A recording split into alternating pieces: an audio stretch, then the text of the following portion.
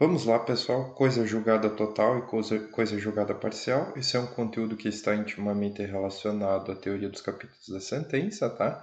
Vamos basicamente para os conceitos dos dois termos. A coisa julgada total se dará quando se versar sobre os pedidos como um todo, tá? E a coisa julgada parcial se versar sobre um dos pedidos. Isso já vai ter uma consequência prática importante, tá? Vocês devem lembrar do conteúdo dos capítulos da sentença. Se a sentença for dividida em capítulos, pode ser considerado cada um deles, digamos assim, autônomo de uma certa forma em relação ao outro, tá? E isso pode determinar a ocorrência de coisa julgada parcial, tá? A noção fundamental aqui é que deve haver autonomia entre eles. Não pode haver um nexo de prejudicialidade. O que é o nexo de prejudicialidade? Um, digamos assim, ser dependente do outro, tá? Para poder ter um, tem que ter o outro, tá? Vamos para um exemplo. O primeiro exemplo, quando há a relação de prejudicialidade, tá? Ponhamos que eu ajuize uma demanda pedindo a rescisão de um contrato pelo seu não cumprimento, tá? E a restituição do bem. Suponhamos que seja um carro, tá? Que, tá? O contrato seja rescindido e a parte compradora, que provavelmente será a ré, tá? Me restitua o carro comprado. Então, a parte ré só interpõe o recurso em relação à rescisão, tá? Dizendo, por exemplo, que não deveria haver a rescisão, tá?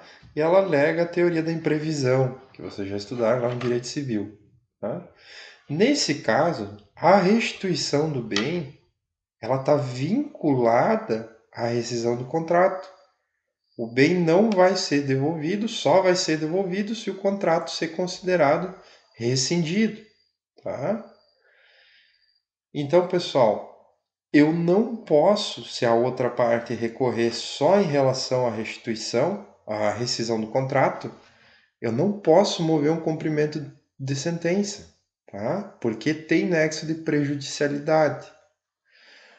Diferentemente seria numa ação que se versasse com danos morais e material, e o réu recorre apenas ao dano moral, tá? Nessa parte, o dano material vai fazer coisa julgada, tá? Vai ter trânsito. O que acontece? Então, nesse segundo exemplo, eu poderia fazer o cumprimento de sentença, tá? O que acontece? Na prática, os advogados muitas vezes ficam com medo, ficam receosos de fazer esse cumprimento de sentença, tá? Por quê? Porque no cumprimento de sentença, se ele for definitivo, tem que ser acostado a certidão de trânsito em julgado, tá?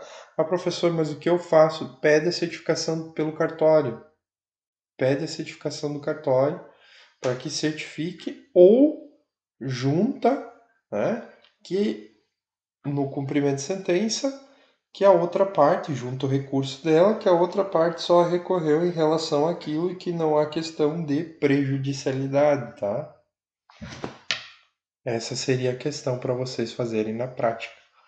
Certo, pessoal? Coisa julgada total e coisa julgada parcial é isso, tá bom?